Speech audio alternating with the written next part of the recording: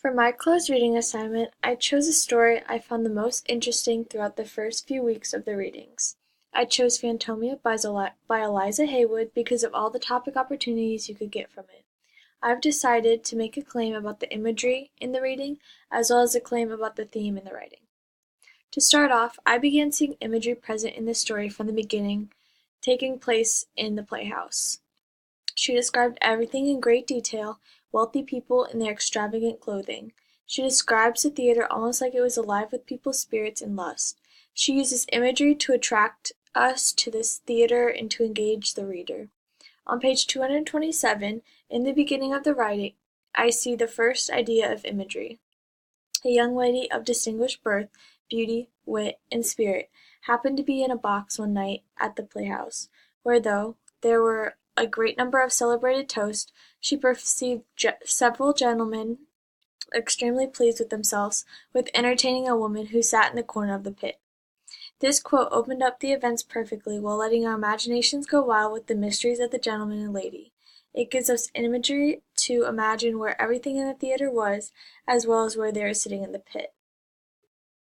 The purpose of imagery in this particular story was to paint the picture of everything happening so the reader can visualize it, to pay attention to the detail. Haywood uses imagery so the reader would be able to connect with the writings. I would say that the most important part of including the imagery was to show what was really happening in the story so that you could feel what Phantomia went through trying to connect.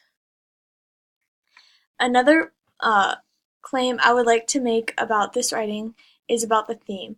I would definitely say a very broadcasted theme throughout the history of this story would be love and sexuality.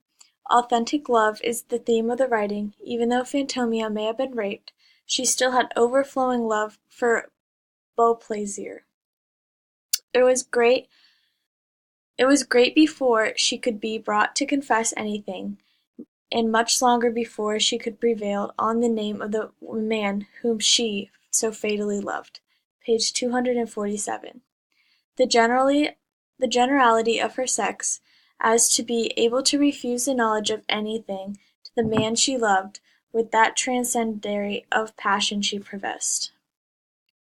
While going over the book looking for a theme, authentic love stuck out to me. In these quotes there is an obvious love in the eyes of Phantomia. Later in the story, Beauplaisir does not return this extravagant love for Phantomia, and it becomes obvious after he rejects her thought of proposal of marriage.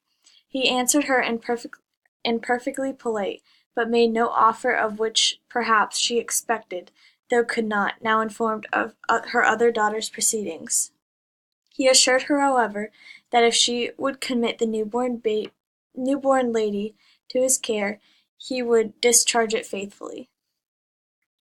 The happiness and sorrow that comes with authentic love is shown throughout. Haywood wants the reader to relate with the true hardship of love throughout the ups and downs. She is trying to show the reader that the love on Phantomia's side is more than a physical attraction, but for Beauplaisir, that was all it was. Another theme in this writing that ties into love is sexuality. His wild desires burst out in all his words and actions. Page 235. This quote shows how Beauplaisir, his sexuality is bursting. Something that goes on in the theme is something I touched on last week's discussion board. Rape also comes with the theme of sexuality because of Phantomia's virginity that was taken from her. He was bold, he was resolute, she was tearful, confused, altogether unprepared to resist such encounters, and rendered more so by the extreme liking of him. I had used this in my discussion board, and I think it gets the point across best. She was tearful and confused, which means she did not give her consent. I believe that the aspect of desire and sexuality was added to see the difference in how men and women are treated based on their sexuality. I believe Eliza Haywood was more of a feminist trying to tell a story about women equality, showing the difference between the sexual differences between a male and female. Overall, I love getting to analyze the readings of Eliza Haywood's Phantomia. There is so much information and topics I could have chosen from it. The end.